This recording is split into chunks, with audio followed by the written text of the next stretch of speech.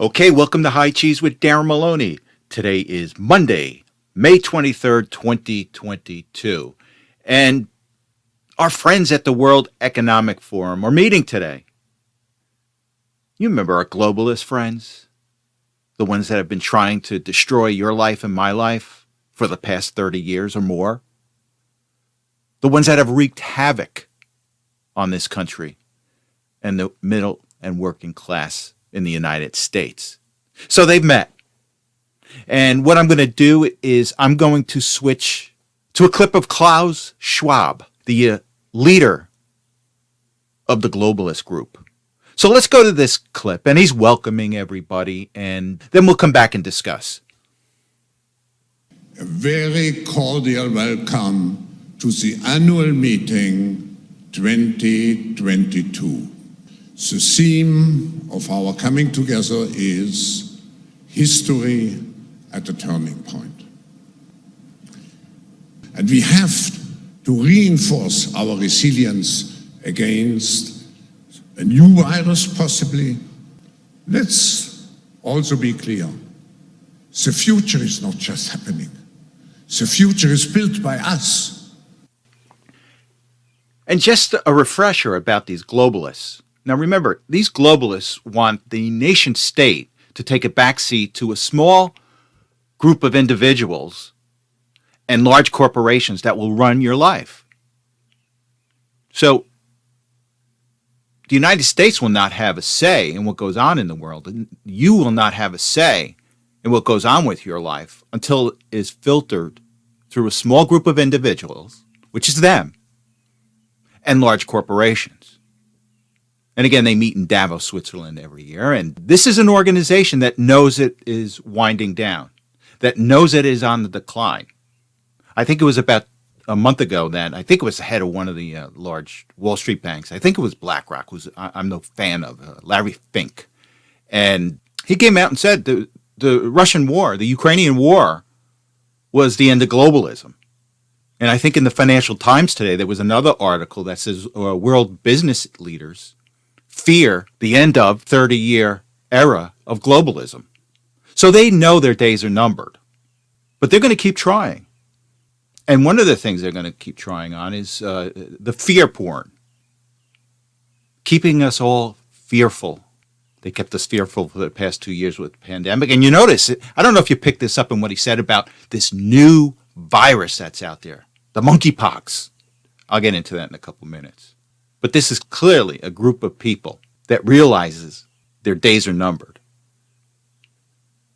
But with that said, it makes them dangerous. And this is what I liken them to. I don't know if you've been following Twitter and Elon Musk's purchase of Twitter. And they've hit a snag because a significant, or at least Elon Musk believes a significant amount of Twitter followers are fake. So this entire pump up of Twitter been fake. They have feet of clay. And that's the same thing we're finding out with the World Economic Forum and the globalists. Ultimately, it's the people that control their countries and control their lives. And we will not cede power to them. Now, one of the first speakers at the forum was President Zelensky from Ukraine. So he addressed the forum, and what did he ask? More money. Shocking. Now, what he's proposing is Zelensky. He's proposing a Marshall type of plan for Ukraine to bail out Ukraine, to rebuild Ukrainian infrastructure to the cost of $500 billion. And if they get their way, it's coming out of your pocket and my pocket. We've got a $30 trillion debt in this country. And Zelensky wants another $500 billion to rebuild his country. Essentially in a war that he could have avoided. Now, I hear behind the scenes, I hear that the U.S., I think it's Italy and Germany, are pressing Zelensky to settle. Give up the land. Give up the land that Russia has won in this war, which is essentially the entire eastern part of Ukraine, as well as most of the southern part of Ukraine. And who knows what Zelensky's going to do? I know he came out recently, said he's not going to give up any land to Russia as a part of a settlement. Well, then his country's going to continue to get pounded. And we're not getting this straight story from the Western press here. Because every day you look at the map, Russia's inching more and more, and they're getting more and more land. Just take a look at Mariupol.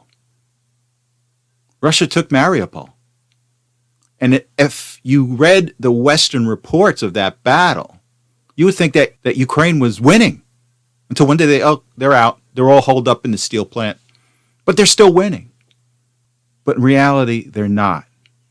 It's like the Twitter account. Fake followers. This entire narrative that's being put out there, whether it's Twitter, whether it's the World Economic Forum, whether it's this Ukrainian war, it's all fake. It's based on a fake narrative. Now, with that said, these people, and I'm talking about the World Economic Forum, are extremely dangerous. And one of the things I just wanted to do is talk about what they possibly could do to keep their power going or create chaos. Because what this group will do, what the globalists will do if they realize they can't win, which I think that they're finally realizing that they can't win this battle between the people and them, people will never tolerate giving up their autonomy to a small group of people in large corporations. Never. And they're dangerous at this point. And the two things what they do is they want to create another virus, create more fear porn, and I think they want to create chaos in Ukraine, continued chaos in Ukraine. Now, with that said, about 250 miles away in Geneva, Switzerland, the World Economic Forum is in Davos, Switzerland. And right now in Geneva, Switzerland, we have the World Health Organization meeting. And as I mentioned a couple of episodes ago, that the WHO is considering adopting rules that will essentially take our sovereignty away as a country. We will hand over the ability of the United States to declare a health emergency to Tedros, the head of the WHO, who is essentially a tool of China. So they're contemplating that right now as we speak. So we've got the World Economic Forum in Davos and we've got the WHO in Geneva, both at the same time. And like I said, there's two things we can do. We can put political pressure on our local representatives in Washington to say, we're not going to pursue this. We're going to nip this in the bud, Mr. President. And if that fails, we have to elect a president, a Senate, and a House of Representatives that is going to pull us out of the WHO.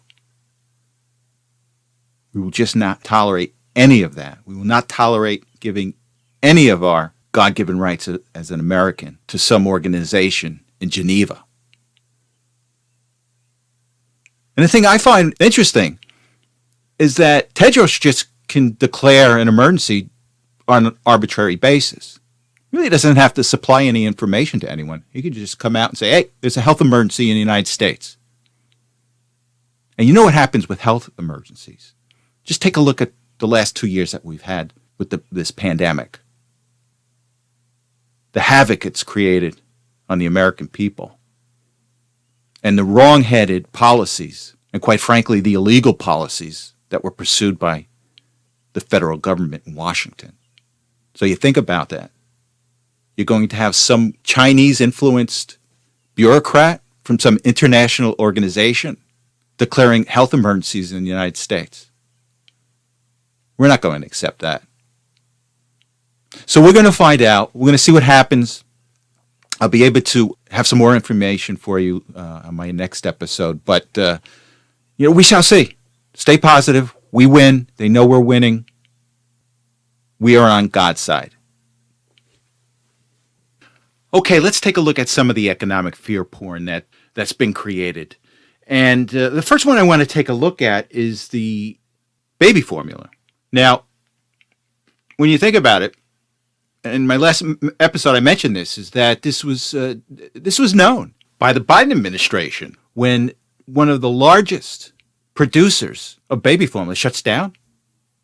We've got baby formula going to Ukraine as part of aid. We've got all this baby formula that's needed at the southern border. And they couldn't figure out that there was going to be a shortage. They couldn't understand that. I still think it's incompetence on the Biden administration. But maybe somebody that was buried in the administration just wanted to create the chaos. Because you have to understand is that these people who want chaos want evil. And they're tucked away in the bureaucracies. They're tucked away in these organizations. And they'll let the stupidity of their coworkers reign if they think chaos can be created. So speaking of the baby formula, I guess we've got the military involved with bringing our formula over here. Now, who would ever think? This is a role reversal. I am not used to this, and I'm sure you're not used to this. We're used to being the helpers of other countries. Under the Biden administration, we've got baby formula being emergency shipped via plane to the United States from Europe. That's a role reversal. Quite frankly, I'm not used to that. I'm used to us helping other people. I'm not used to other people bailing us out with baby formula or anything. But this is the Biden administration. It's a combination of incompetence and evil. Now, the other thing I want to take a look at is this grain shortage that everybody has known about, but suddenly it's going to be a huge problem for the world. Now, I think we'll be okay in the United States. We'll just have to deal with much higher prices for grain. But Ukraine is one of the larger suppliers of grain to other countries, particularly in the Middle East and Africa. And they've known that for months now. And suddenly we're just hearing about the grain shortage. And they don't seem to want to address. They want to talk about the problem. And this is typical of these bureaucracies. They want to talk about the problem, but they don't want to fix it. Now, we've just pumped a bunch of money into Ukraine, $40 billion. You would think that some of that money would go to trying to figure out how to get that grain in Ukraine out of the country and into the Middle East and Africa area. But no, they just want to sit around and talk about it and create a crisis. That's what they're looking at. And Zelensky's trying to take advantage of it because he's saying it's because the Russians are attacking Odessa. And the Odessa ports is where a lot of the grain leaves. Well, that may be true. But Zelensky, you knew about this. So why didn't you raise this earlier? Now, all Zelensky was looking at is he was just trying to get some leverage to say, we need military action from the West because we got to open up the grain supplies. There's more than one route, Zelensky. Find it. Take some of that $40 billion you have and find a route to get that grain to another country. But again, it's all about creating the crisis. And it's shameful. Now, the last thing I want to talk about is this monkeypox. You heard Klaus Schwab talk about this virus. Oh, this new virus could be out to get us. Now, the WHO just came out and said that, this is kind of like just right now limited to gay men or bisexual men or both. So again, if you're straight, you really don't have to worry about it. But if you're a gay man, you are. And again, I got nothing against gays. But here's the interesting thing. How are gay people now going to be treated in these urban areas, in these democratic strongholds? You remember what happened with the vaccine and the non-vaccinated? The non-vaccinated couldn't go into a restaurant without a card. Now, the reason they weren't, the rationale was, the non-vaccinated, they're the ones that spread the disease. So is now New York City going to prevent gay men from entering restaurants because they now spread the monkeypox? See how bizarre this whole thing is? And it gets really bizarre in these democratic areas. Because they're not going to do anything to gay men. And I'm not saying that they should. I'm just saying if you're going to apply fairness, you're going to treat gay men in New York City the same way you treated the unvaccinated in New York City.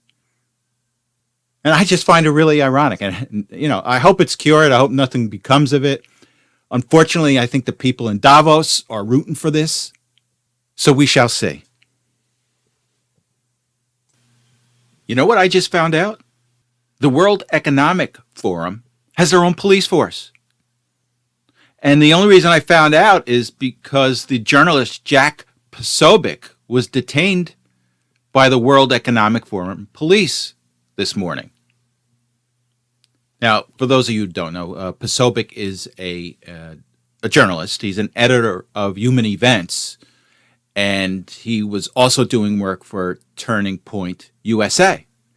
So apparently he was surrounded by several police officers. He was frisked, asked him what he was doing here, asked for his papers, and then released. Two things. I just find it shocking that the World Economic Forum has their own police force and how they would crack down on the journalists. And the second thing I just wanted to point out is that what they did to Posobiec reminded me of what Trudeau did to the truckers. So just remember that about the World Economic Forum and the globalists. The individual does not have any power. If you let them do what they want to do, eventually they will gain power throughout the world.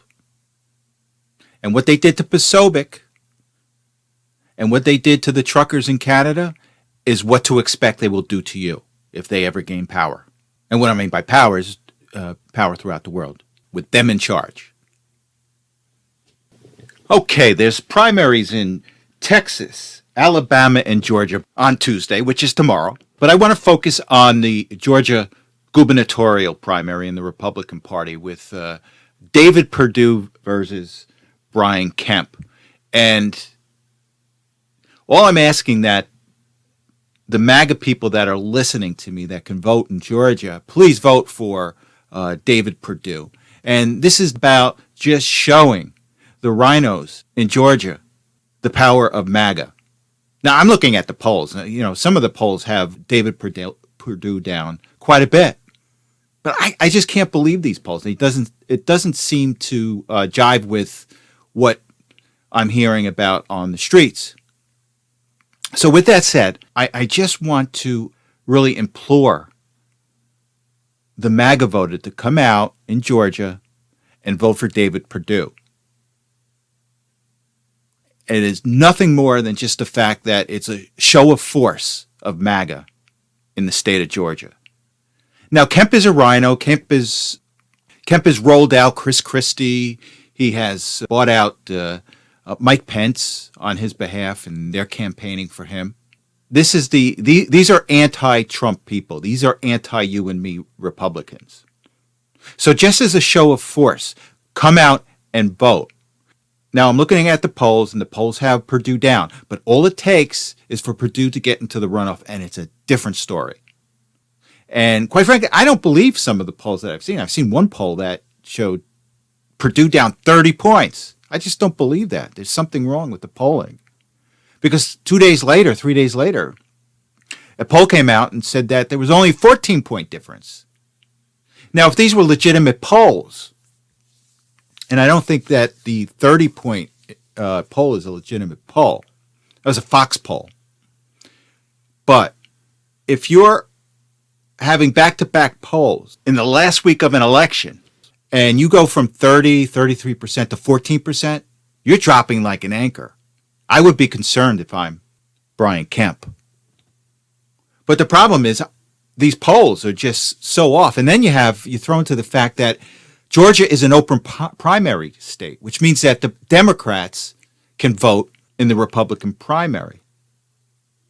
So you throw that into the mix, anything can happen. But I think it is really important that MAGA come out in the Georgia primary and vote for David Perdue.